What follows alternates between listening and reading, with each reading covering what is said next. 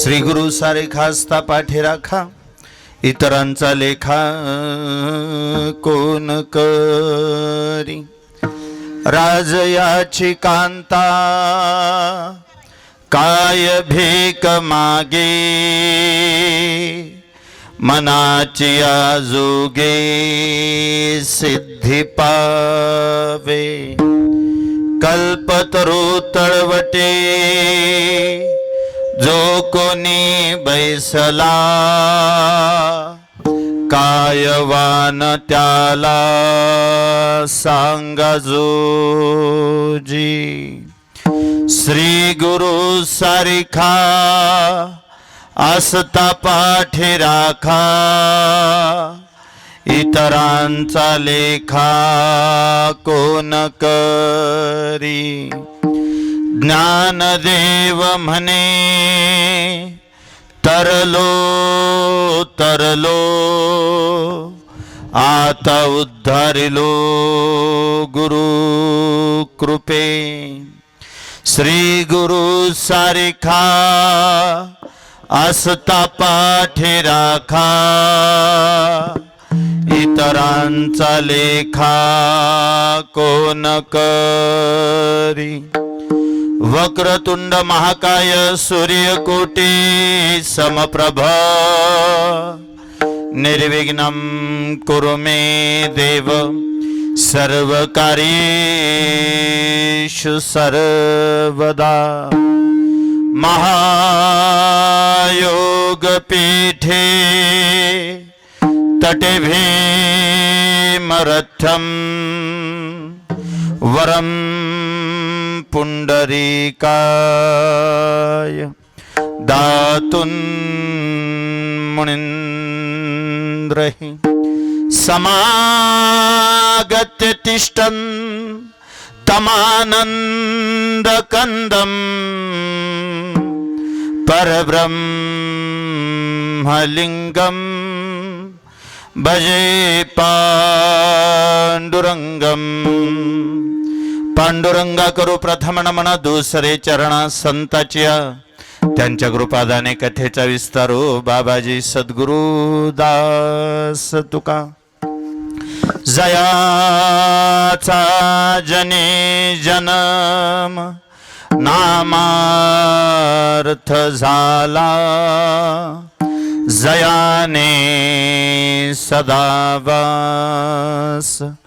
नामात केला।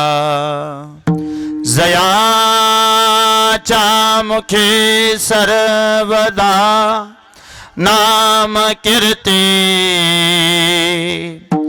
नमस्कार त्या ब्रह्म चैतन्य मूर्ती। आदमापुरास केले सम पंचमधामा,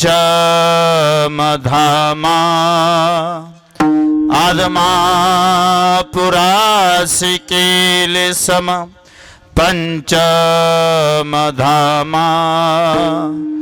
नमस्कार माझा सद्गुरु बाळू मामा। मस्तक हे पायावरी,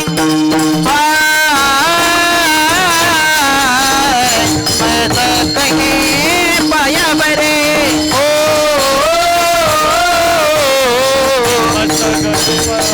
पायावरी,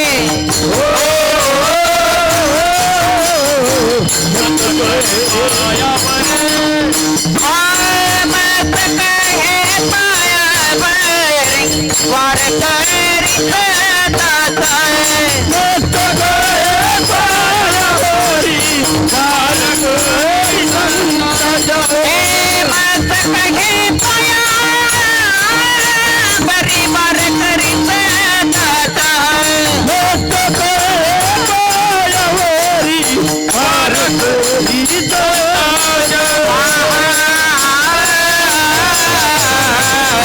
प्रतिवरती पंढरपुरावा, प्रतिवरती पंढरपुरा,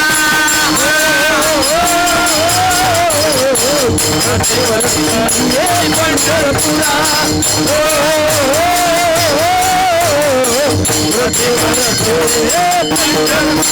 हे पंढरीचा देवराया दंडवत तुझे पाया दंडवत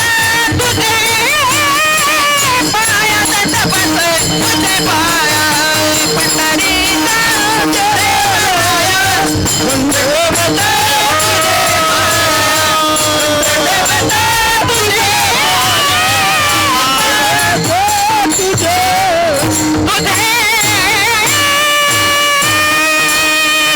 पंढरीच्या देवराया दंडवत तुझे पाया श्री गुरु सारखा असता पाठी राखा इतरांचा लेखा कोण करी राज याची कांता काय भीक मागे मनाची आजोगे सिद्धी पावे.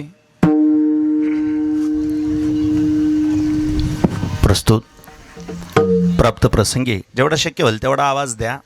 इको कमी करा. मी म्हणायला लागलो म्हणजे ह्यांना कोणाला म्हणता येत नाही त्याच्यामुळे मी काही म्हणत नाही. आवाज द्या जेवढा वा वा. प्रस्तुत शिट्टी नको. प्राप्त प्रसंगी कीर्तनरूपी सेवेसाठी निवडलेला अभंग, गायलेला अभंग, उच्चारलेला अभंग अखंड महाराष्ट्राचा विचार करता, अखंड विश्वाचा विचार. डबल आवाज येतोय, एकदाच येऊ द्या. अखंड महाराष्ट्राचा विचार करता, अखंड विश्वाचा विचार करता या विश्वातील एक अधिकार संपन्न संत. मुळात संत म्हटलं की त्याच्या पुढे विशेषत्वाने अधिकार संपन्न हा शब्द जोडावाच लागत नाही. या महाराष्ट्राच्या मातीमध्ये जेवढे म्हणून संत झाले सगळेच्या सगळे संत अधिकार संपन्न. ज्याचा त्याचा अधिकार वेगळा आहे, ज्याचं त्याचं अधिष्ठान वेगळं आहे, ज्याचं त्याचं कार्यकर्तृत्व वेगळं आहे. आणि बुवा एका एका संतांची उंची, एका एका संतांचा अधिकार सांगायचं म्हटलं तर आजचं कीर्तन संपून जाईल आणि उपकार मात्र जसेच्या तसे शिल्लक राहतील. सांगा फक्त बोलू कोणाबद्दल. ज्ञानोबरायांचे उपकार सांगू, तुकोबांचे उपकार सांगू, नामदेवरायांचे उपकार सांगू, नाथबाबांचे उपकार सांगू, संत सद्गुरू बाळूमामांचे उपकार सांगू. महाराष्ट्राच्या मातीत जन्माला आलेल्या कोणत्याही संताच्या बाबतीत एक ऐका शिंदे महाराज, कुठल्याही संतांची उंची मोजत असताना ती सध्याच्या काळात मोजायची नसते. दुनिया साधल्याची सोबती आहे, बुडत्याची पहिरे करे. काय म्हणलं, आज ज्ञानोबरायांच्या नावावर आमच्यासारख्यांच्या घरातल्या चुली पेटतात. काय काय काय नाही, हे विनोदाचं वाक्य नाही. ज्ञानोबांचं नाव घेतलं तर आमच्यासारख्यांच्या घरातल्या चुली पेटतात. ज्ञानोबांचे काय हाल झाले ज्ञानोबांना माहिती आहे. तुम्ही सगळेजण माझ्यापेक्षा वयानं अधिकारानं ज्येष्ठ आहे. जगद्गुरु तुकोबांचं चरित्र तुम्हा सगळ्यांना माहिती आहे. तुकोबांच्या घरात तुकोबांनी स्वतः कबुली दिली होती. दुष्काळे आटला, द्रव्य गेला मान, स्त्री एक. काय काय काय स्त्री एक, अण्णा स्त्री एक अन्न करता मेली. फरक आहे का, फरक बारकाईनं.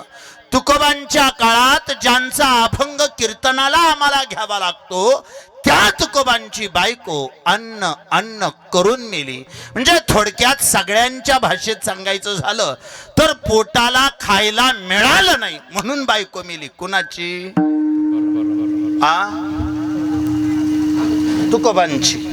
तुकोबांची बायको पोटाला खायला मिळालं नाही म्हणून मेली. बरं, तुम्ही बी 20-25-30 वर्ष झालं कीर्तन ऐकताय. ऐकलंय 25-30 वर्षात एखाद्या बुवाची बायको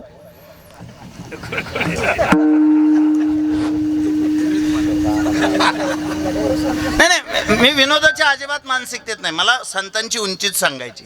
त्यांनी काय भोगलं हे मला तुमच्या समोर मांडायचं. माझी काय गरज आहे विनोद करायची? मी विनोद करायला आलोच नाही. मामांचं चरित्र सांगण्यासाठी तुमच्या सगळ्यांच्या दारात, तुमच्या सगळ्यांच्या समोर मी उभा. फक्त फरक बारकाई नाही का, कुठल्याही संतांची उंची, कुठल्याही व्यक्तीची आत्ता नसती हो मोजायची. आत्ता काय त्याला दवा. आज तुकोबांचं नाव घेतल्यावरती आपल्यासारख्याला लोक पंक्तीच्या पंक्ती जेवायला घालतायत. एवढी लाखो माणसं ज्ञानोबांच्या पाठीमागं जात आहेत, एक माणूस सुद्धा उपाशी झोपत नाही. पण स्वतः ज्ञानोबांना उपाशी झोपावं लागलं हे दुर्दैव आहे ना, का नाही? मी मागाचा विषय पुन्हा एकदा विचारतो. तुकोबांची बायको अन्न करून मेली, पोटाला खायला मिळालं नाही म्हणून मेली. एखाद्या बुवाची बायको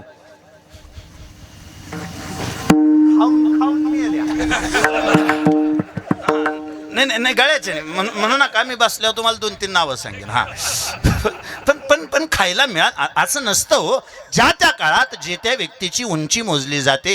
आज ज्ञानोबरांच्या बाबतीत विचार करता ज्यांचा अभंग सेवेला घेतलाय, पाठीमागल्या काही दिवसापूर्वी त्या आळंदीची सगळी मंदिर समिती एकत्र आली. सगळ्या मंदिर समितीने ठरवलं, म्हणजे आपण ज्ञानोबरांच्या उपकारातून उतराई होण्याचा प्रयत्न करू. ज्ञानोबरांच्या उपकारातून उतराई होण्याचा प्रयत्न करावा. काय करावं लागेल? ज्ञानोबरांच्या जन्माला म्हणले 750 वर्ष पूर्ण झाली, आणि 750 वर्ष पूर्ण झाली म्हणून ज्ञानोबरांच्या जन्माला 750 वर्ष पूर्ण झाली म्हणून आपण म्हणे काय करता येईल? एकतर काय द्यावे त्याचे व्हावे उतराई, ठेविता हा पायी जीव थोडा. आपल्यासारख्यानं जीव जरी त्यांच्या पायावर ठेवला तरी आपण त्यांच्या उपकारातून उतराई होणार नाही. सगळ्यांनी एकत्र मताने ठरवलं, म्हणलं असं करू, 750 वर्ष पूर्ण झालीत, मग ज्ञानोबरांच्या मंदिराला सोन्याचा कळस बसवू.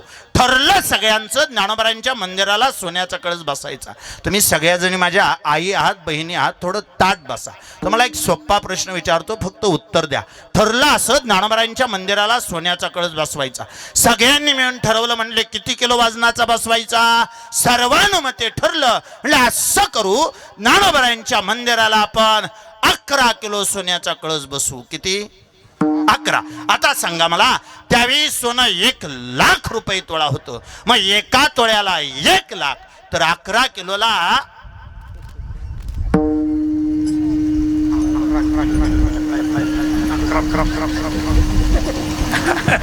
बुवा म्हणाव 1,500 सोडून बाकीचा हिशोबच येईना. 1 हप्ता आला की 1,500, 2 आलं की 3,000, 3 आलं की 1,500च पाडा तेवढा पाठ केलाय. कशाला कोण त्याचा जाळ करायला गेलंय त्या सोन्याचा? बरं ते काय आता राहिलंय का तरी? पण सोपं मी सांगतो आहे का. एका तोळ्याला 1 लाख म्हटल्यानंतर 10 तोळ्याला 10 लाख, 10 तोळ्याला 10 लाख म्हणल्यानंतर एका किलोला 1 कोटी. आता सोपं झालंय. एका किलोला 1 कोटी, 10 किलोला 10 कोटी, 11 किलोला 11 कोटी रुपये अख्ख्या महाराष्ट्रातून गोळा करायचे होते. मंदिर समितीने असं ठरवलं, ज्ञानोबरांच्या मंदिराला 11 कोटी रुपये अख्ख्या महाराष्ट्रातून जमा करायचे. पण मंदिर समितीची भली मोठी पंचायत झाली, मंदिर समितीची भली मोठी अडचण झाली. अडचण अशी झाली अख्ख्या उद घालायचंय. उदाला कोणी आडवं जाऊ नका, वाघरेला कोणी स्पर्श करू नका, कोणी उभा राहू नका, पापाचं कोणी धनी होऊ नका. माझी विनंती आहे, सगळ्यांनी खाली बसा. उद घालायची प्रक्रिया सुरू आहे. कुणीच हालचाल करू नका, जिथं आहात तिथं थांबा. ऐका, अख्ख्या महाराष्ट्रातून 11 कोटी रुपये जमा करायचे होते. पण शेवटी अडचण अशी आली, अख्ख्या महाराष्ट्रातून 11 कोटी रुपये जमा करायचे होते. ते एकाच माणसाने नावे 11 कोटी रुपये वर्गणी दिली.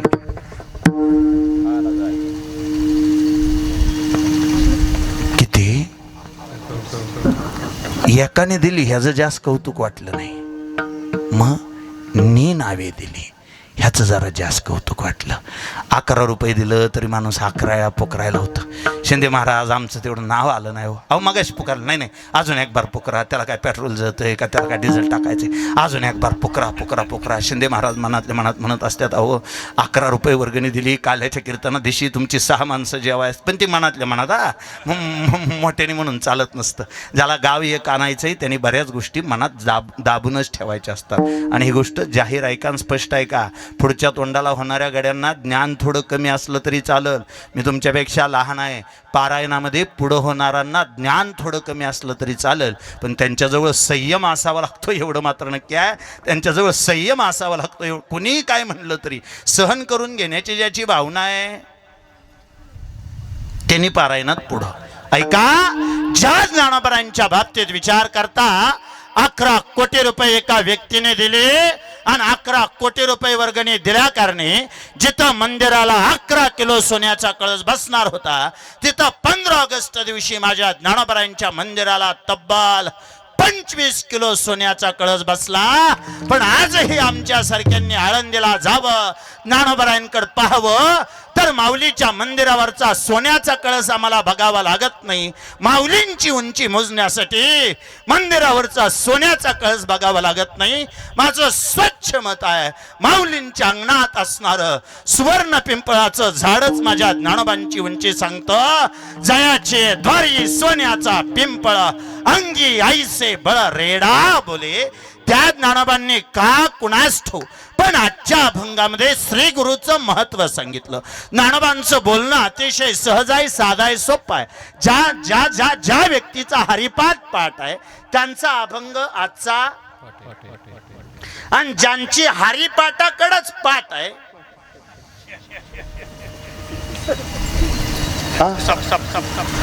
नाही, ज्यांची हरिपाठाकडेच पाठ आहे, तुम्ही काळजी करू नका, हरीची सुद्धा त्यांच्याकडे पाठ आहे. नाही कळालं, जीवन जाताना जाऊ नका. स्वयंपाक हे केलाय, वाया जाऊन देऊ नका.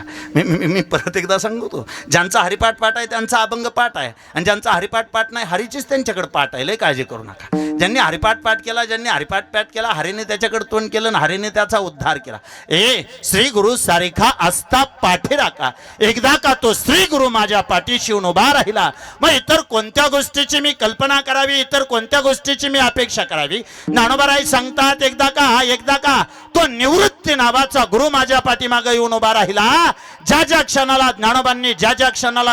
मोठेपण वर्णन करायचं ठरलं, ज्ञानोबांनी ज्ञानेश्वरी सारखा पवित्र ग्रंथ लिहायला घेतला, आणि पहिल्यांदा, नीट ऐका, पहिल्यांदा ज्ञानोबांनी वर्णन करताना नाव कुणाचं आलं? ओम नमो जी आद्या वेद प्रतिपाद्या जे जे स्वसवेद आत्मरूपा देवा तुची. पहिलं नाव आलं गणरायाचं, आणि गणरायाच्या नंतर स्वतःची ओळख करून देताना ज्ञानोबारायांनी स्वतःचं नाव नाही घेतलं. ओम नमो जी आद्या वेद प्रतिपाद्या जे जे स्वसवेद आत्मरूपा देवा तुची गणेशू सकलार्थमती प्रकाशू म्हणे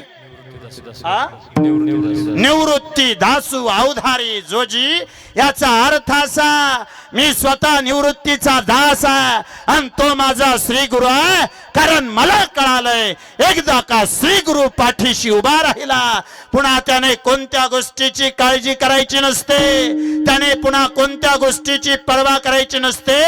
ऐका गड्या, मामाच्या तळावर येऊन बसलाय, मामाच्या दरबारात येऊन बसलाय, ज्याच्या पाठीशी बाळू मामा नावाचा श्री गुरु उभा राहिला, त्याने आयुष्यात पुन्हा कोणत्या गोष्टीची काळजी करायची नसते, त्याने आयुष्यात पुन्हा कोणत्या गोष्टीची पर्वा करायची नसते.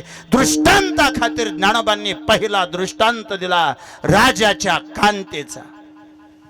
दायगुडे महाराज आयुष्यभर लक्षात ठेवा, ध्रुवपद जर दृष्टांत असेल तर ध्रुवपद हे दृष्टांत असेल तर ते ध्रुवपद म्हणून गायचं नाही.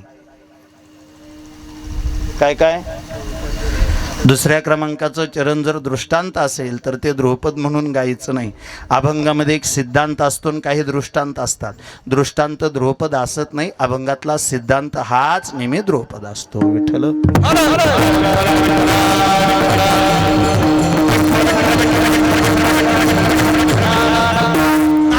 दृष्टांत दिला, पहिला दृष्टांत दिला राजाच्या कांतेचा. थोडं ताट बसून बारकाई नाही का, दृष्टांत भारी गोडा आहे. ज्ञानोबा म्हणतात, समजा एखादा राजपुत्र रस्त्याने निघाला, आणि रस्त्याने निघालेला असताना त्याला रस्त्याच्या कडेला ते दोरीवरती पोरगी चालते, ते कोण असते? हा, रस्त्याच्या कडेला तो डोंबाऱ्याचा खेळ दिसला, आणि डोंबाऱ्याचा खेळ दिसत असताना बहुतेक ती पोरगी बिचारी हातात काठी घेतली होती आणि दोरीवर चालली होती. हातात काठी घेऊन ती दोरीवरून चालली होती. बरीच माणसं तिथं पैसे टाकत होती, बरीच माणसं तिथं टाळ्या वाजवत होती, पण तिचं अजिबात लक्ष नव्हतं कुणाकड. एक तर तिचं लोकांकडे लक्ष नव्हतं एक, आणि दुसरं तिचं कुणाचं, डोंबाऱ्याच्या पुरीचं कुणाकडे लक्ष नव्हतं. पहिली गोष्ट माणसाकडे लक्ष नव्हतं, आणि दुसरी गोष्ट तिचं परमार्थ करताना डोंबाऱ्याच्या पुरीसारखाच करायचा असतो. कसा? पहिली गोष्ट माणसाकडे लक्ष द्यायचं नसतं, आणि दुसरं म्हणा तुम्हीच. पण खराय का नाही गड्या, तिनं जर समजा ती काठीचा भार सोडून तिने जर माणसाकडे बघितलं तर ती कोण? म्हणजे तुम्हाला अजून बी वाटतं मी डोंबराच्या पुरीचं सांगतोय? ऐकाय का बार काय नाही का? डोंबाऱ्याची पोरगी त्या काठीवरती त्या तारेवरती चालत होती, तारेवरची कसरत करत असताना एवढी सुंदर होती, एवढी सुंदर होती, एवढी सुंदर होती, एवढी सुंदर होती. बिचारी का कुणास ठाऊक तिचा बाप तिच्या नावाने अशी ताटली हातात घेऊन फिरत होता आणि जो पैसे देईल त्याच्याकडून पैसे घेत होता. राजपुत्रानं त्या डोंबाऱ्याच्या मुलीकडे बघितलं, एका क्षणात त्याच्या मनाला ती भावली. राजपुत्र माघारी आला. बापाला त्याने सांगितलं, बाबा ऐका, लग्न करण्याची माझी तयारी आहे, लग्न करण्याची माझी इच्छा आहे आणि माझं असं मत आहे, लग्न केलं तर डोंबाऱ्याच्या मुलीशी करेल. राजा म्हणे, अरे कित्येक राज्यातले राजे तुझ्याकडे बघून आहेत, कित्येकांना वाटतं त्यांची मुलगी तुझ्याबरोबर उपवर म्हणून उभा राहावी. ऐक माझं, तू म्हणशील त्या राजकन्येबरोबर तुझा विवाह लावून देतो. त्याने सांगितलं, बाबा एक तर मी लग्न तिच्याशी करीन, नाहीतर मग मी आपलं दुरी अडकून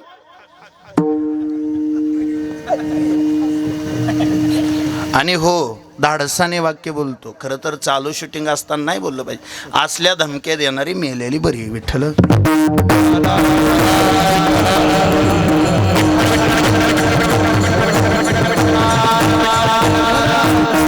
राजपुत्र होता. बहुतेक मी कुणातरी थोरा मोठ्यांच्या मुखातून ऐकलंय, 3 हट्ट माणसाला पुरवावे लागतात. पहिला स्त्री हट्ट माणसाला पुरवावा लागतो, दुसरा राजहट्ट माणसाला पुरवावा लागतो आणि तिसरा बालहट्ट माणसाला पुरवावाच लागतो. ह्यांनी सांगितलं ऐकावं लागतं.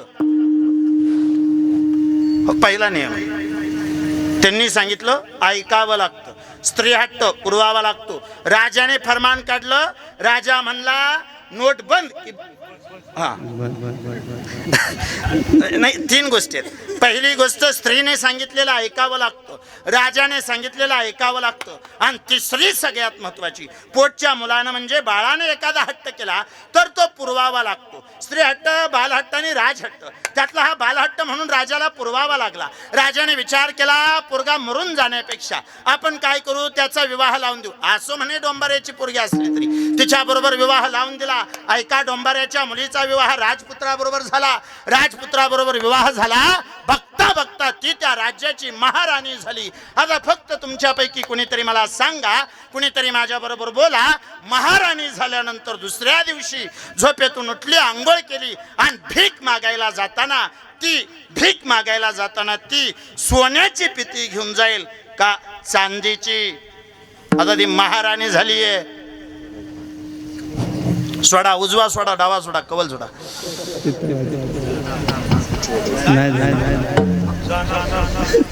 सोडा ना कवल. प्रश्न किती सोपा आहे. तिचा विवाह राजपुत्राबरोबर झाला, ती महाराणी झाली आणि दुसऱ्या दिवशी भीक मागायला जाताना ती आता महाराणी झाली म्हणल्यावर सोन्याचं ताट घेऊन जाईल का चांदीचं? का? राजयाची कांता काय भीक मागे, मनाची जोगे सिद्धी पावे. एकदा का ती एखाद्या राजाची कांता झाली, बायको झाली, पुन्हा भिकारी नसली तरी तिला भीक मागावी लागत नाही. आम्ही सुद्धा भिकारणीचा पंढरपूरला उभा राहिलाय तो राजा आणि त्याच्या नावानं गळ्यात घातलेलं हे मंगळसूत्र, त्याच्या नावानं कपाळाला लावलेला हा गंध म्हणजे सौभाग्याचं लेणं आहे. एखाद्या पतिव्रता स्त्रीला जसा तिचा नवरा प्रिय आहे तसा आम्हाला आमचा नवरा प्रिय आहे. पतिव्रते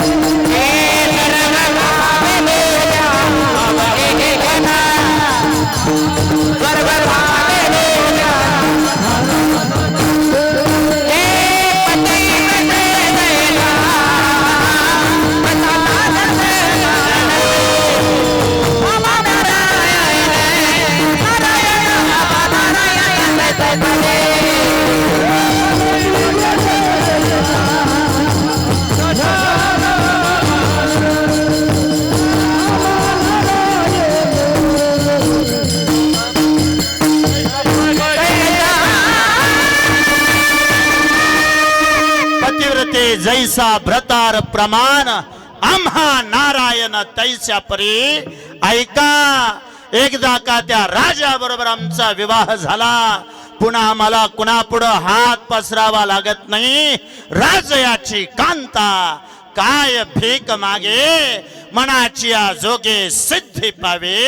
बाळू धनगराच्या दरबारात येऊन बसला.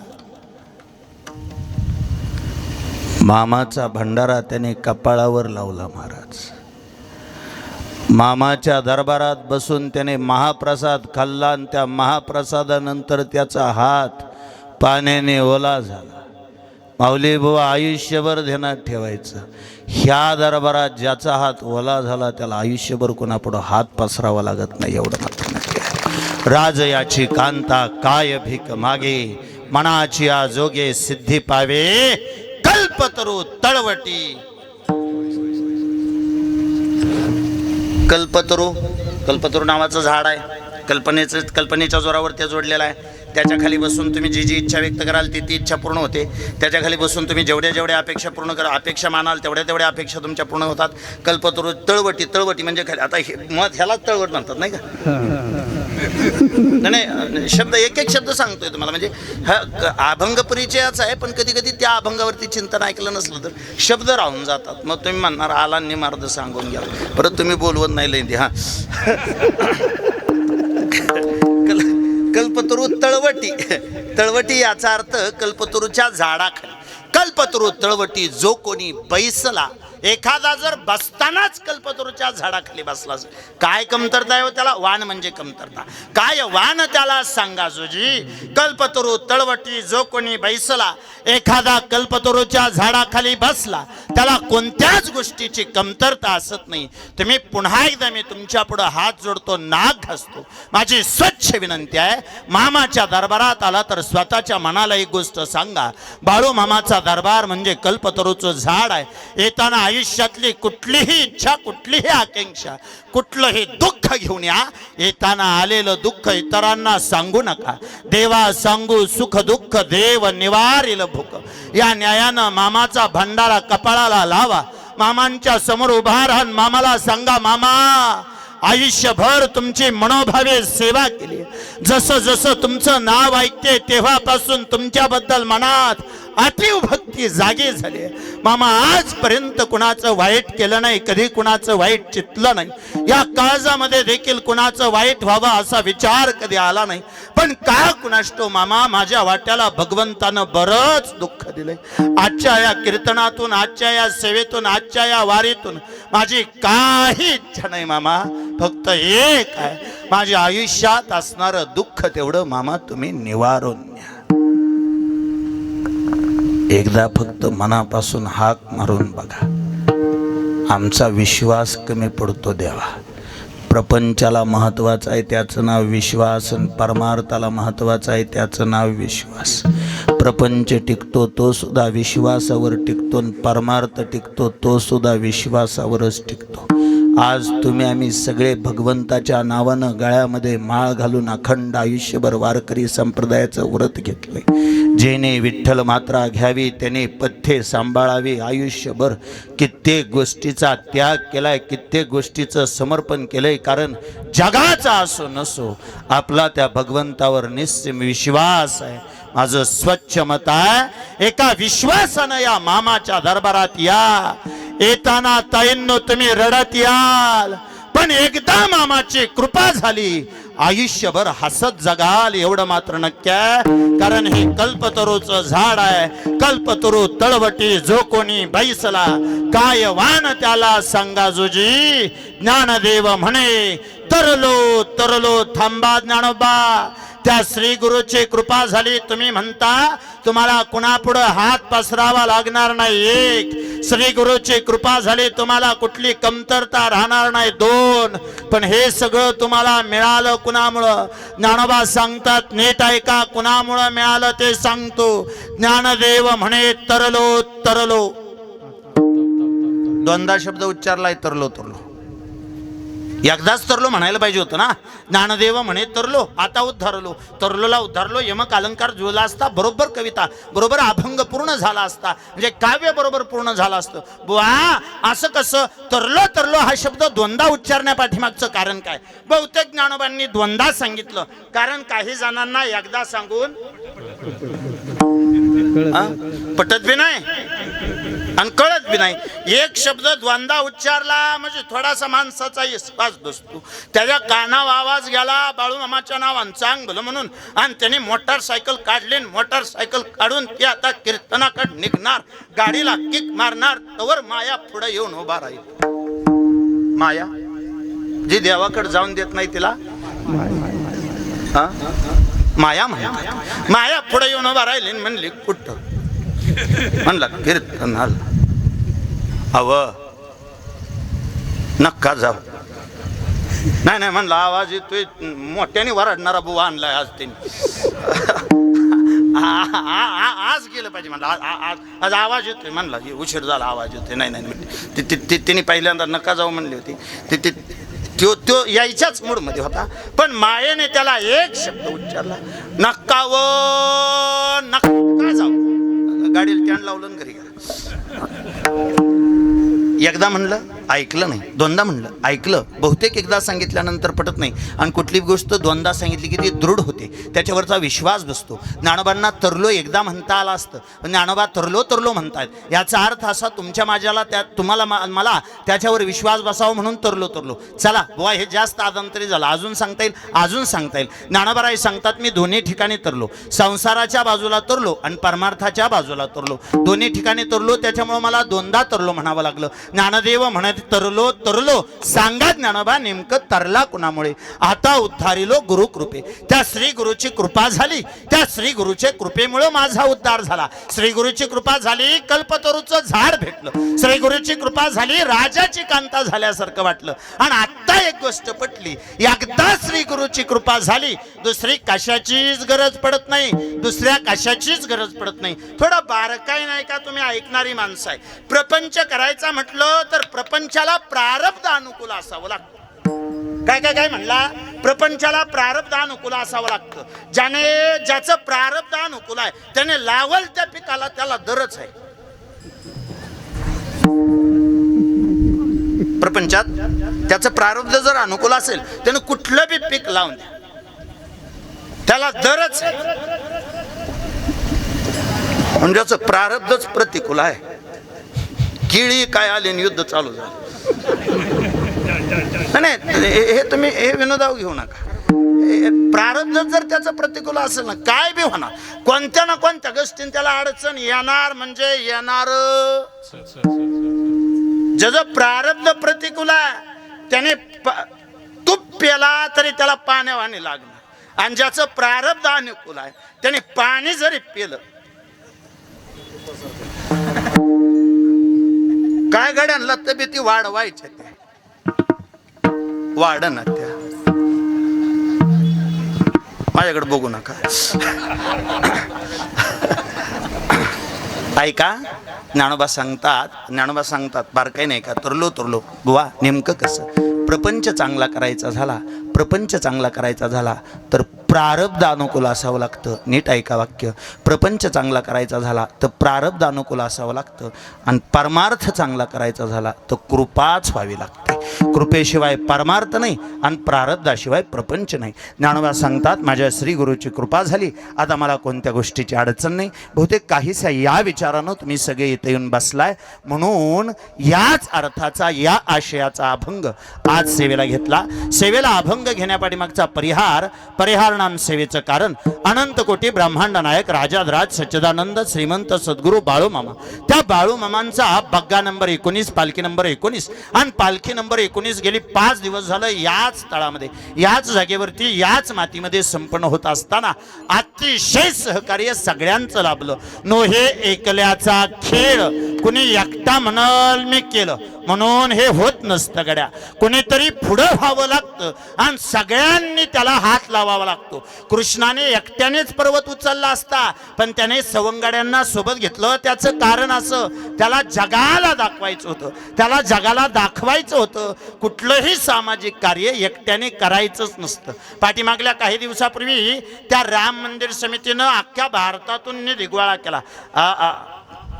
अख्ख्या भारतातून निधी गोळा केला, प्रत्येकाकडून वर्गणी घेतली. तेव्हा एका धनदांडग्यानं असं फरमान काढलं होतं. त्याने अशी विनंती केली, ते म्हणे एक कोनशिला समोर उभा करा, राम मंदिर बांधा, एक कोनशिला उभा करा, किती बी रुपयाचं बांधा, फक्त त्याच्या समोर एक कोनशिला उभा करा आणि त्या कोनशिलेला माझ्या बापाचं नाव द्या, अख्ख्या मंदिराचा खर्च एकटा देतो. काय म्हणला की काय तुम्हाला बांधायचंय ते बांधा, फक्त एक कोनशिला बांधा, आपल्या भाषेत एक कमान बांधा आणि त्याच्यावरती फक्त माझ्या वडिलांचं नाव द्या. जी काय तुमचा राम मंदिराचा खर्च असेल तो मी एकटा देतो. तरी सरकारने त्याचा प्रस्ताव नाकारला. का? त्या मंदिर समितीनं प्रस्ताव नाकारला. का? कारण मंदिर समितीला अख्ख्या भारतातून कोणी 5 रुपये देऊ द्या, 10 रुपये देऊ द्या, पण त्यांना ते गोळा करायचे होते. बुवा कशासाठी गोळा करायचे होते? वेळ शिल्लक होता काय त्यांच्याकडे? नाही, गोळा एवढ्यासाठी करायचे होते, कुठल्याही गोष्टीला वर्गणी दिली की त्याच्याबद्दल आपुलकी निर्माण होते. कुठलं बी सामाजिक काम असू द्या, कुठल्या बी देवळाला जोपर्यंत वर्गणी देत नाही तोवर आपण तिकडे बघत बी नाही. 10 रुपये जरी वर्गणी दिली तरी आपल्याला वाटतं आपलं 10 रुपये येतं गुंतल्यात आहे म्हणून किमान आपण त्याच्याकडे उत्सुकतेने बघतो. कार्यक्रमाचं तसंच असतं देवा. मी मागाशी बोललो तसं नोहे एकल्याचा खेळ. कुणी एकल्याने म्हणून कार्यक्रम करायचा नसतो. सगळी माणसं एका जीवानं एकत्र आली आणि सगळी माणसं एका जीवानं एकत्र येत असताना इथं शेतमालक म्हणून आजच्या संबंध कार्यक्रमाची जबाबदारी आदरणीय जगन्नाथरावजी लकडे तथा त्यांच्या घरात म्हणे कुणीतरी महाराज आहेत, गौरव महाराज लकडे, ह्यांनी या कार्यक्रमाची तथा शेतमालक म्हणून जबाबदारी पार पाडली. बहुतेक आजच्या ह्या कीर्तनाच्या मानधनाची जबाबदारी आदरणीय महेशराव जालिंदर ठोंबरे यांनी पार पाडली. आणि ह्या सगळ्यांनी ही जबाबदारी पार पाडत असताना मला ह्या सगळ्यांबरोबर तुम्हा सगळ्यांच्या चरणावर लोटांगण घालायचे, तुमच्या चरणावर लोटांगण घालायचे. एवढ्यासाठी म्हणू नका कुणाला आणि जास्तीचा बोबाटा करू नका. मामाच्या तळाव कीर्तन करत असेल एवढीच आपली सेवा.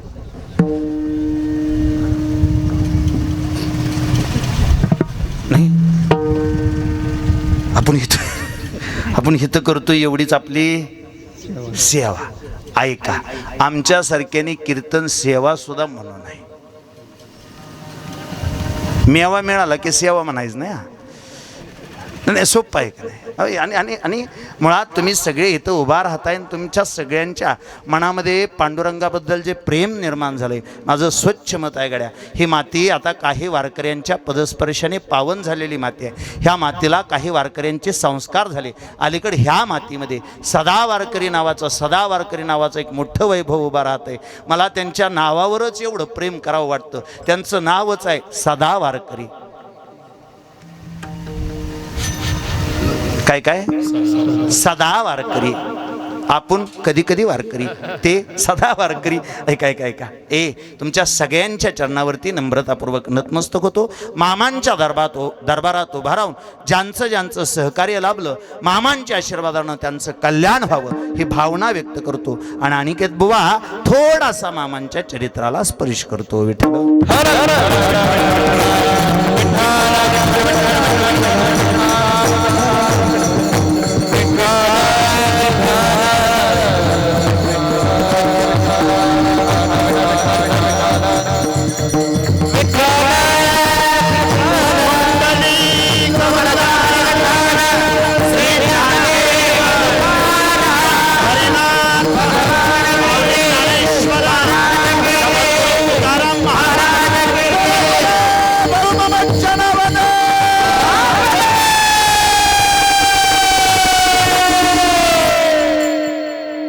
मामांच्या चरित्राला सुरुवात करीत असताना मुळापासून सांगतो. थोडं ताट बसा, शांत ऐका चरित्र. मामांचं चरित्र म्हणजे 4-2 गाण्यात बसत नसतं होते.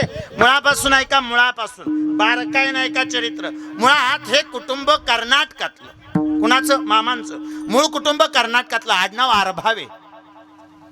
काय आरभावे. मूळ कुटुंब कर्नाटकातलं, आडनाव आरभावे. मूळ पुरुषाचं नाव बाळाप्पा. मामांच्या मूळ पुरुषाचं नाव बाळाप्पा. जसं जगद्गुरु तुकोबरांच्या मूळ पुरुषाचं नाव विश्वंभर बाबा सांगितलं जातं, तसं मामांच्या मूळ पुरुषाचं नाव बाळाप्पा. बाळाप्पाच्या पोटी जन्म झाला मायाप्पाचा. मायाप्पाचा जन्म झाला, मायाप्पाचा विवाह झाला आप्पाच्या वाडीच्या सुंदरा मातेशी. आणि सुंदरा मातेशी विवाह झाला. मायाप्पा आणि सुंदरा माता या दोघांचा प्रपंच. 4 गुंठे जमीन, पण भला सुखी कुटुंब. काय म्हणला बुवा? पुन्हा एकदा सांगता का? सांगतो की. मायाप्पा म्हणजे मामांच्या आई वडिलांबद्दल बोलतोय मी. मायाप्पा आणि सुंदरा माता ह्या दोघांचा प्रपंच. 4 गुंठे जमीन, पण भला सुखी प्रपंच. 4 गुंठ्यात हे बोलू काही बरं. 4 गुंठ्यात बुवा कसं शक्य आहे हो? 40 एकरावाले सुद्धा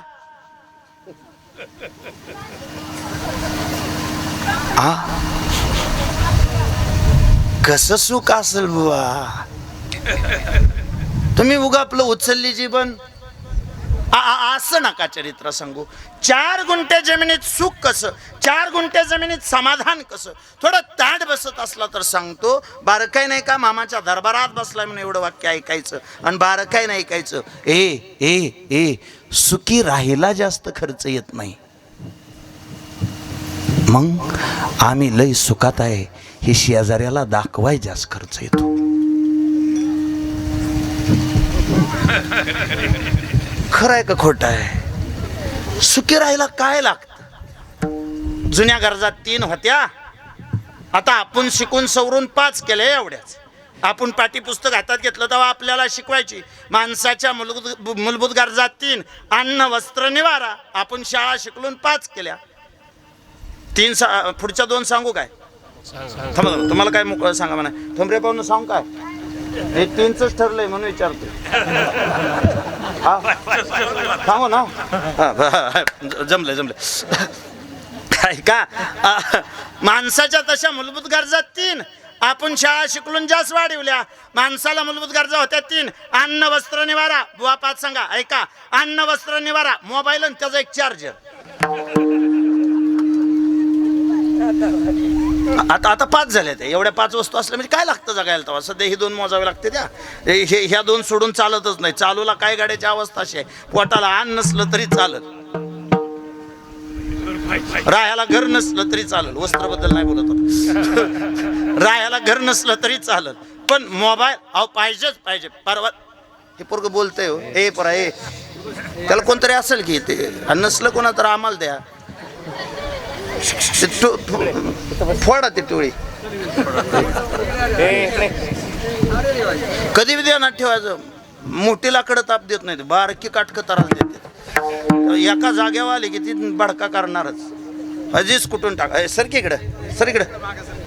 विठ्ठल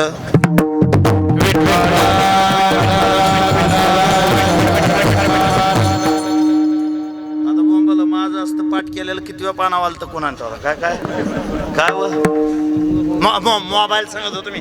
आला देण्यात आलं. ऐका मी मोबाईलची गरज सांगत होतो. परवा दिवशी ही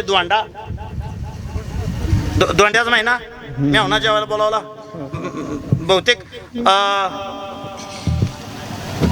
का बरं बोलवत असते काय संबंध नाही द्यावा.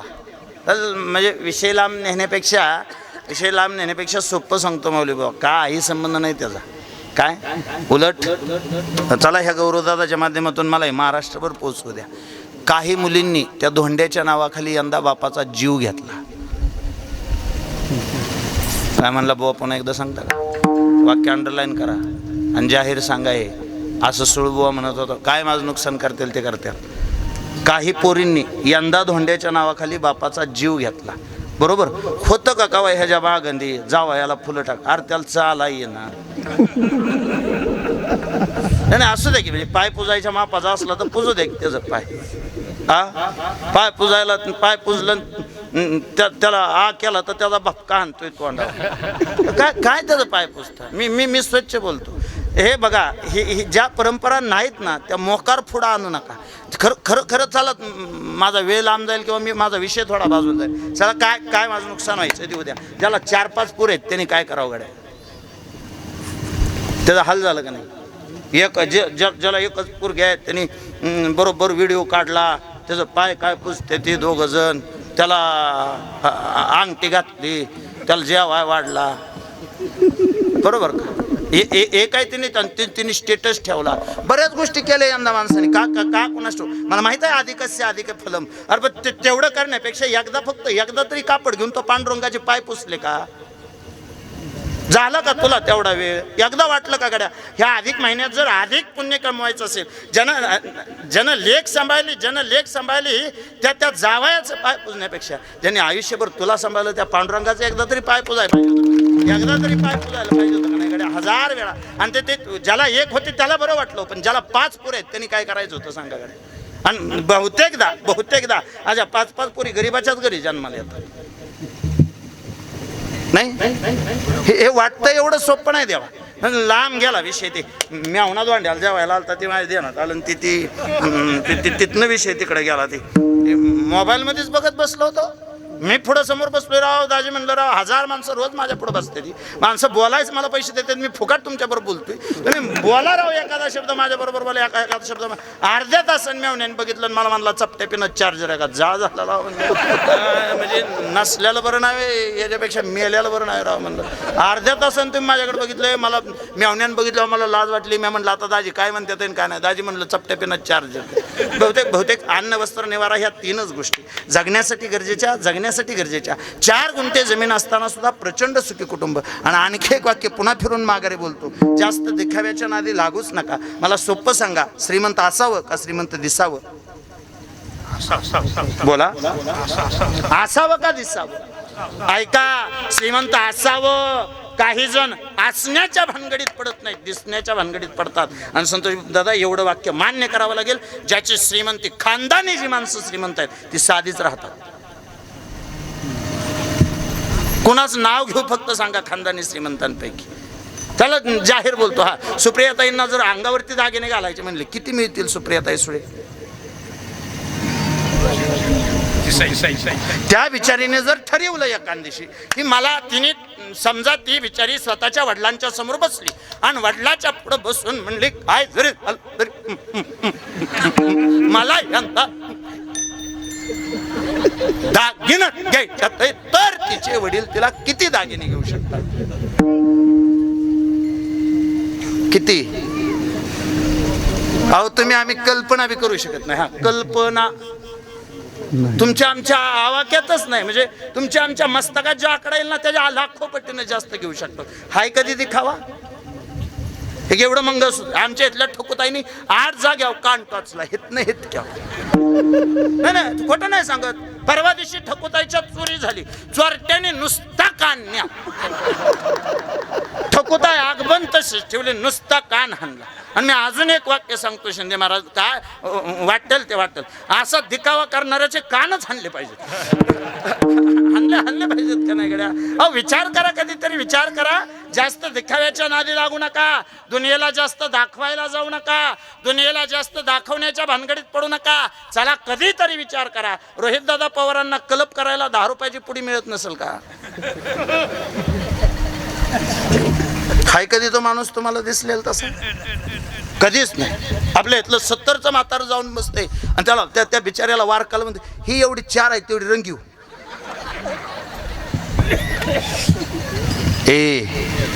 चालू काळामध्ये दिसणं महत्वाचं नाही असणं महत्वाचं आहे. श्रीमंत दिसावं का श्रीमंत असावं.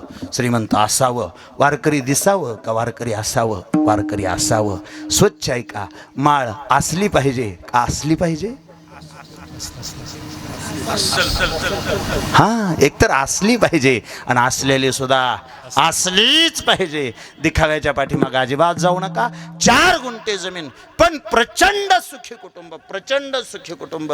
आणि माझं अजूनही स्वच्छ मत आहे गड्या, आजच्या काळामध्ये सुद्धा सुखी समाधानी मी माणसं बघायची झाली तर तुम्हाला गरिबाच्याच घरात बघायला मिळतील.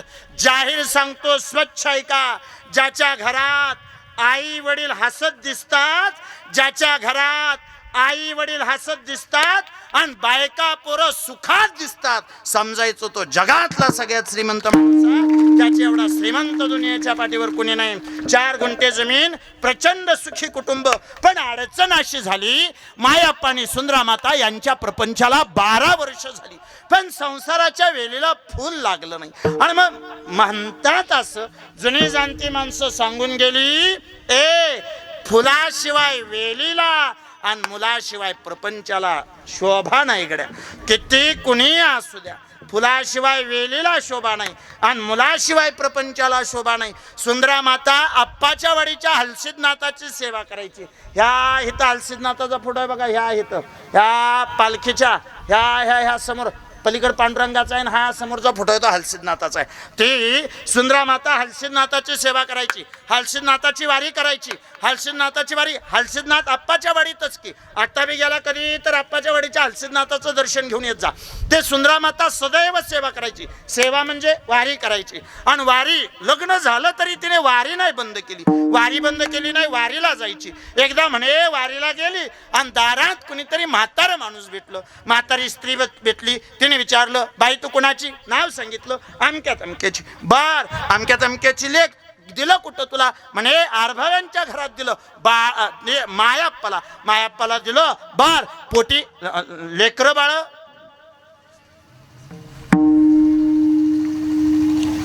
थांबली सुंदरा माता, म्हणली नाही, पोटाला लेकरू बाळ नाही. अगं मग असं का करते? त्या हलसिद्धनाथाच्या पुढे आली, हलसिद्धनाथाला लेकरू बाळ मागून घे, तो देव मागल ते देतो. सुंदरा माता म्हणती, होय, वाटतं कधीतरी देवाच्या पुढे उभा राहावं आणि देवाला म्हणावं, देवा पोटाला लेकरू दे. पर पुन्हा ध्यानात येतं, अहो त्याने आजपर्यंतच एवढं दिलंय, अजून काय मागायचा धडाच होत नाही. आणि अशीच भावना ठेवा, त्याने आजपर्यंत एवढं दिलंय, अजून काय मागायचा धडाच होत नाही. एवढी माणसं मरून गेली तरी आजचा दिवस बघण्यासाठी त्याने जिवंत ठेवलंय. त्याने आजपर्यंत एवढं दिलंय, अजून काय मागायचा धडाच होत नाही. नाही म्हणे असं करू नको. अगं जा देवाच्या पुढं काहीतरी म्हण. आप्पाच्या वाडीच्या हलसिद्धनाथाच्या पुढं सुंदरा माता उभा राहिली आणि सुंदरा मातेच्या डोळ्यातनं खळखळ पाणी आलं. देवाकडे बघितलं आणि देवाला सांगितलं, देवा मागायची अजिबात इच्छा नाही, पण त्या आजीनं सांगितलं म्हणून माझी एक इच्छा फक्त पूर्ण कर हलसिद्धनाथा. ए हलसिद्धनाथा, तुझी लेक तुझ्या पुढं उभा राहिली, तुझी मुलगी तुझ्या पुढं उभा राहिली. भगवंता एवढी इच्छा पूर्ण कर, मी मेली तरी माझी वारी जिवंत राहिली पाहिजे. काय काय काय काय काय काय मागणी आहे हो.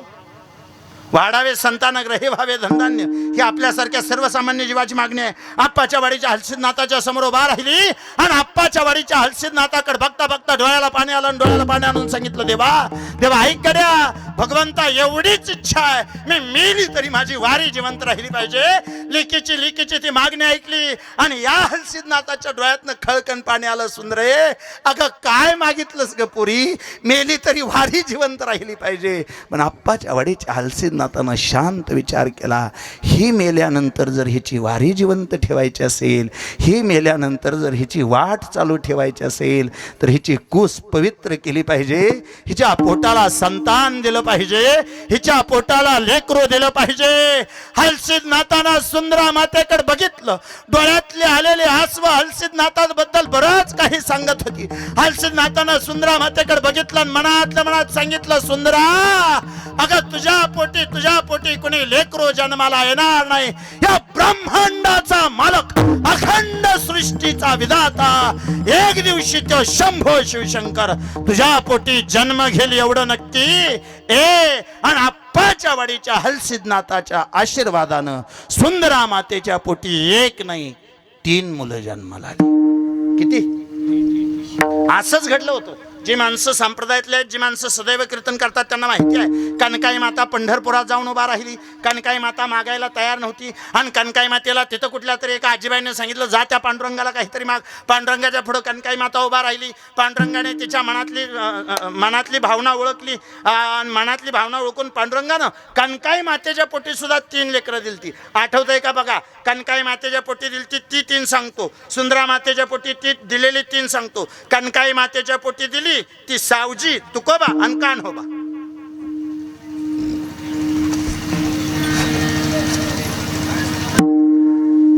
सावजी थोरले विरक्त झाले आणि घरदार सोडून निघून गेले. तुकोबरांचे थोरले बंधू सावजी. दुसऱ्या क्रमांकाचे म्हणजे मधवे तुकोबा आणि धाकटे कान्होबा, हे 3 बरोबर. हे 3 आता हे इकडे राहू द्या. हे 3 ऐका. बाळूमामाच्या म्हणजे मातेला, सुंदरा मातेला 3 लेकरं झाली. भैरू, बाळाप्पा आणि भीमाप्पा. इकडं 3 इकडं 3. बरोबर इथं मधव्या क्रमांकाला तुकोबा आणि बरोबर इथं मधव्या क्रमांकाला बाळूमामा.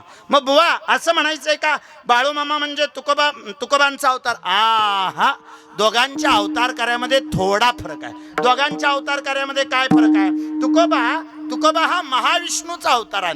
हे काय मी कुणी सांगत नाही. रामेश्वर भटाने सांगितलं म्हणे, रामेश्वर भटद्विजा तुका विष्णू नोहे दुजा. म्हणजे तुकोबा हा महाविष्णूचा अवतार. बर बुवा, हे मान्य झालं. तुकोबा हा जर महाविष्णूचा अवतार, तर सांगा एकदा आम्हा सगळ्याला, हा बाळूमामा म्हणजे नेमका कुणाचा अवतार? ज्यांना ज्यांना ऐकण्याची इच्छा आहे त्यांनी दोन्ही हात वर करा. स्त्री असू द्या, पुरुष असू द्या. जगद्गुरु तुकोबा हा विष्णूचा अवतार, तर माझा बाळूमामा ह्यो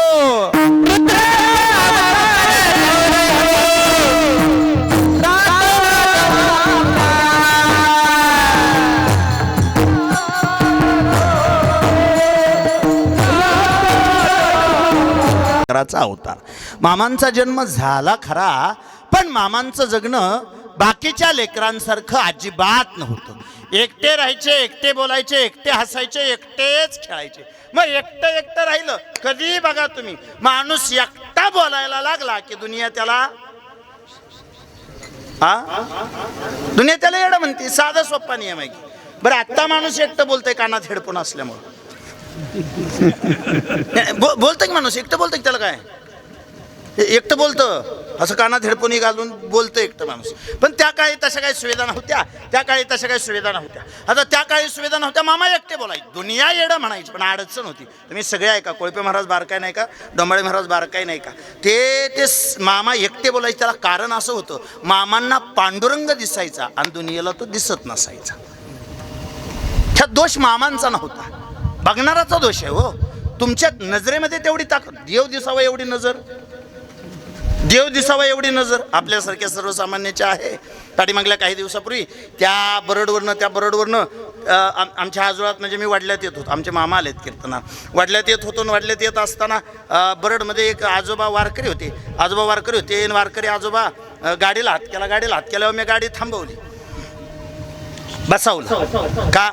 वारकऱ्यांच्याच आशीर्वादाने मिळालेले आहे, वारकरी बसवायला काय अडचण नाही म्हणून बसावलं.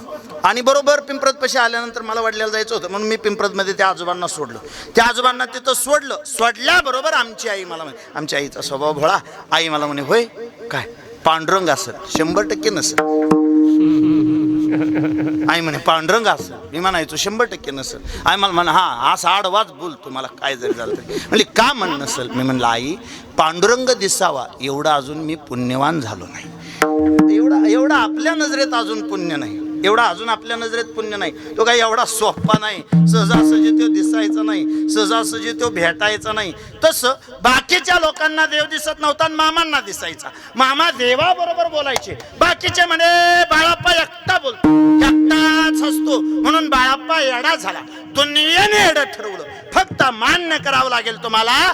एखादं लेकरू दुनियेने जरी येडं ठरवलं तरी एक माणूस असा असतं घरात जे त्याला कधीच येडं म्हणत नाही. कोण? आय असते.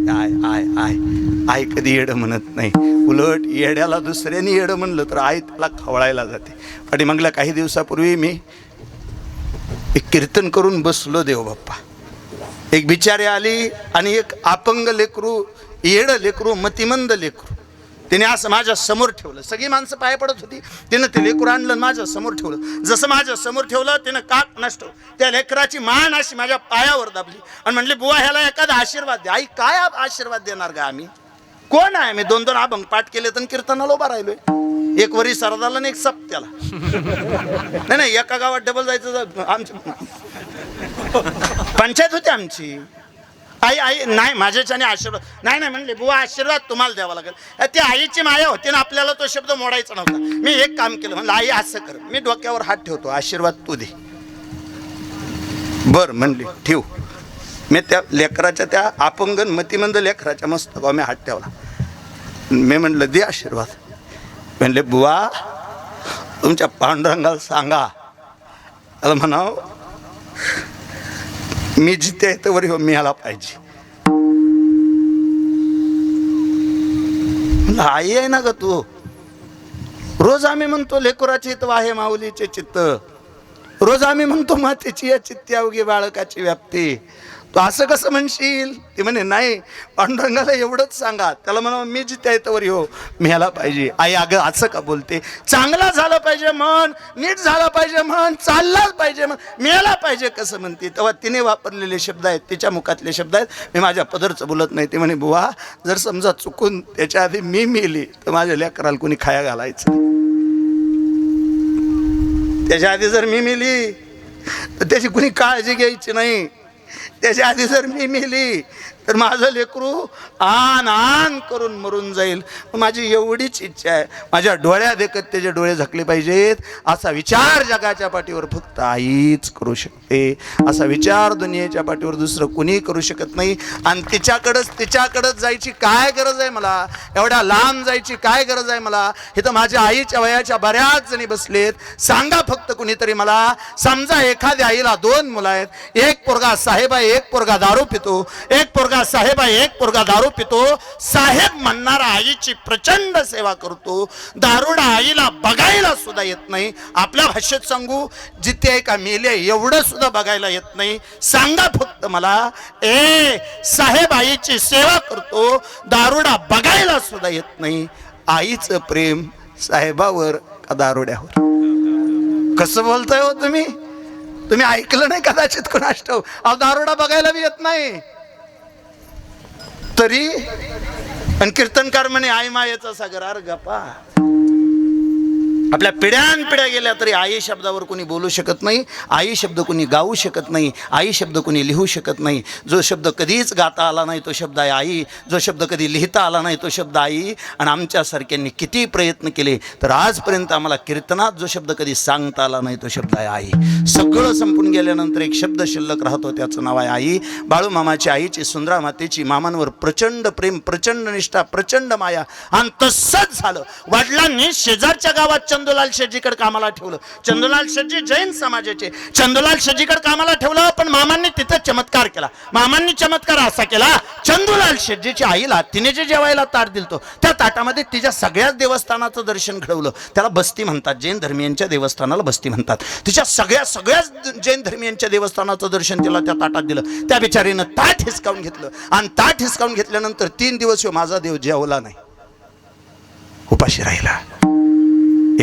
आणि शेवटी निरोप पोचला, मायाप्पा तुमचा पोरगा घेऊन जा म्हणे, तो जेवत नाही, लेकरू मेलं तर आमच्यावरील. मायाप्पाला कोडं पडलं, माघारी आणलं. मामांना माघारी आणलं.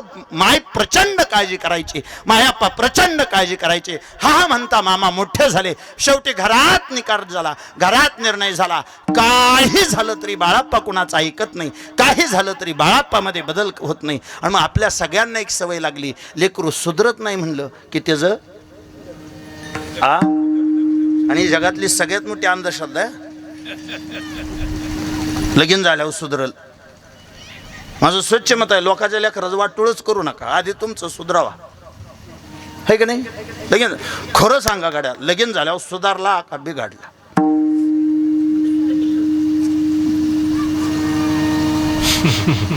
हातच्या कागणाला आरसा कशाला? लग्नाच्या आधी व्हायला राहिलेल्या गाड्याने उभा राहा.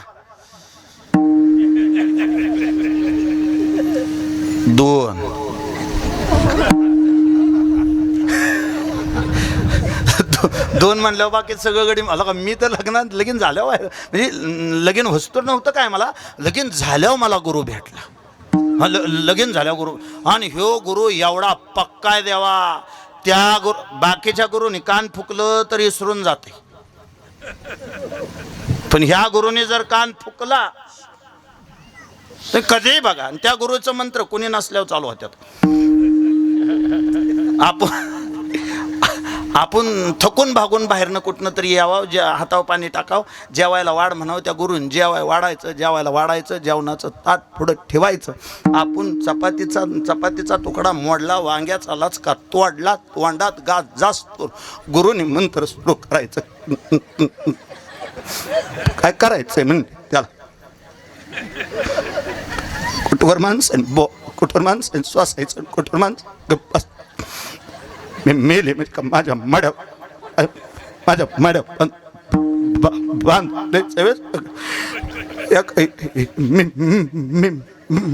मेली म्हणजे कळ.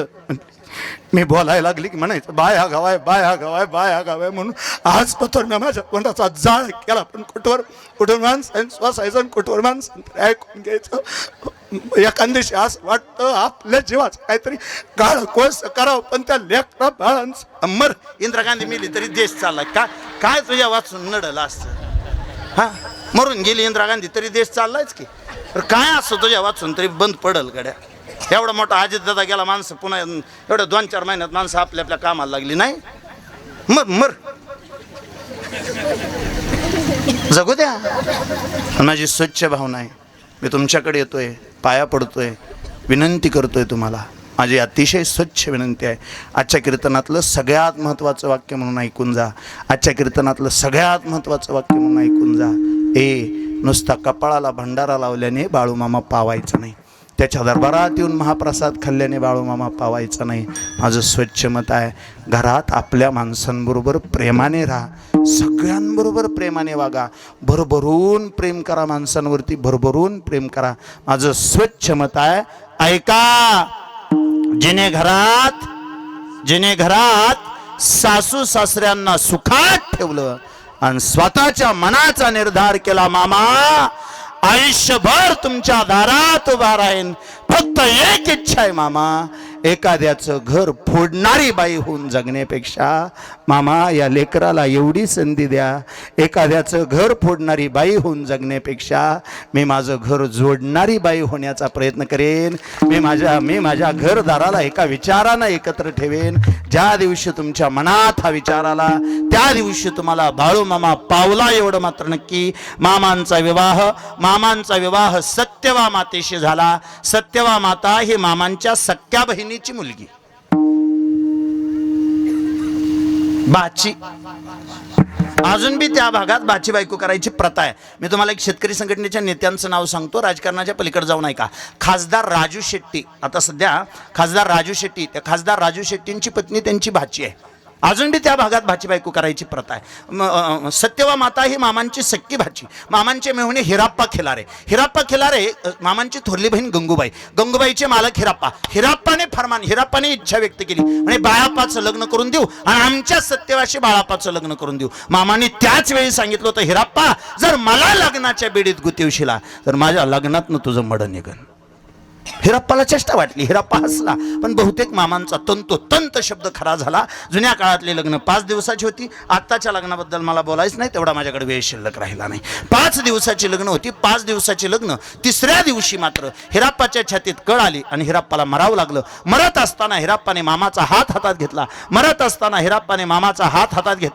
आणि मामाचा हात हातात घेऊन हिराप्पाने मामाला वचन दिलं. हिराप्पाने मामाकडून वचन घेतलं, हे बाळाप्पा मला वचन दे, मी मी मेल्यानंतर माझी बकरी तुला सांभाळावी लागतेली. आणि हिराप्पाला वचन दिलं, सासऱ्याला वचन दिलं, मेहुण्याला वचन दिलं. म्हणून तिथून पुढं मामांनी बकरी राखायला सुरुवात केली. बकरी राखत असताना 2 साधूंना अवघड विहिरीचं पाणी पाजलं.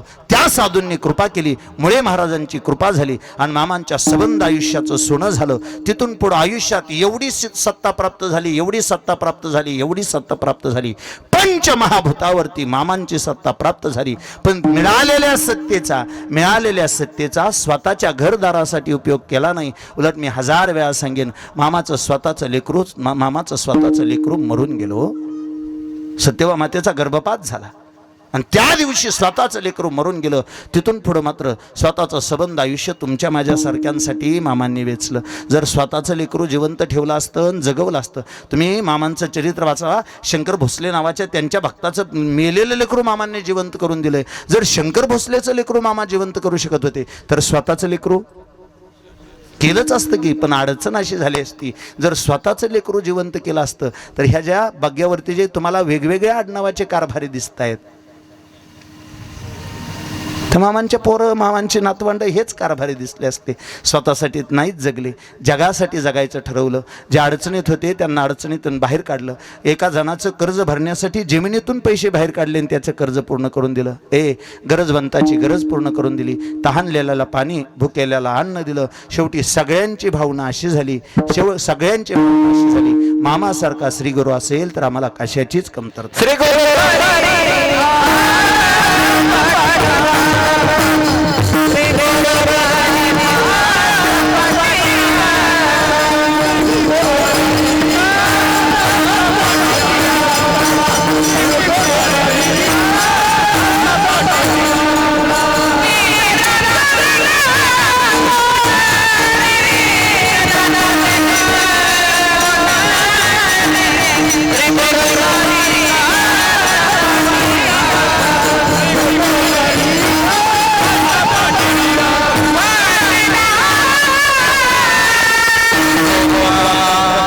तर माफी बिफी मी मागत नाही, कारण मी चुकीचं बोलत नाही असं मात्र स्वतःचा स्पष्ट विश्वास आहे.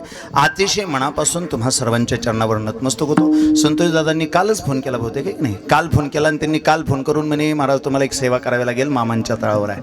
संतोष दादा अशा वेळी परीक्षा घेत चला, मामांच्या तळावर सेवा करत. आणि त्यांनी मला विचारलं, माऊली बुवा मामांच्या तळावर सेवा आहे, पोरांची इच्छा आहे की तुमचं कीर्तन व्हावं, मग कसं? मामांच्या तळावर आहे ना, मग आम्हाला विचारू नका कसं, तुम्ही म्हणाल मामांच्या तळावर असताना. अतिशय मनापासून संतोषदादा तुमचा आभार मानतो. तुमच्यामुळे इथपर्यंत येणं झालं.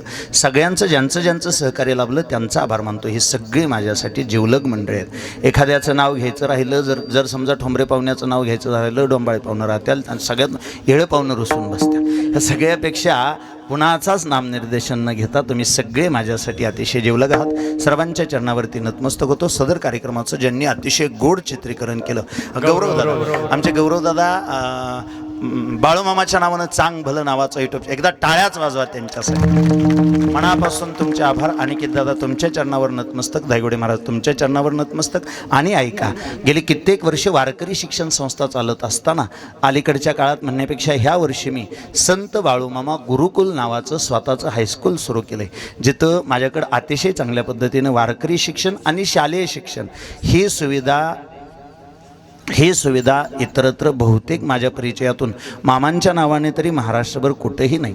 त्यामुळं ज्यांना कोणाला आजही वाटतं की आपली पोरं संस्कारक्षम असावीत, वारकरी संप्रदायात असावीत आणि सगळ्यात महत्त्वाचं त्यांनी शाळा चांगली शिकावी, त्यांनी अजूनही निश्चित प्रवेशासाठी विचार करावा अशी विनंती करतो. झालेली सेवा मामांच्या चरणावरती व्यतीत करत असताना, समर्पित करीत असताना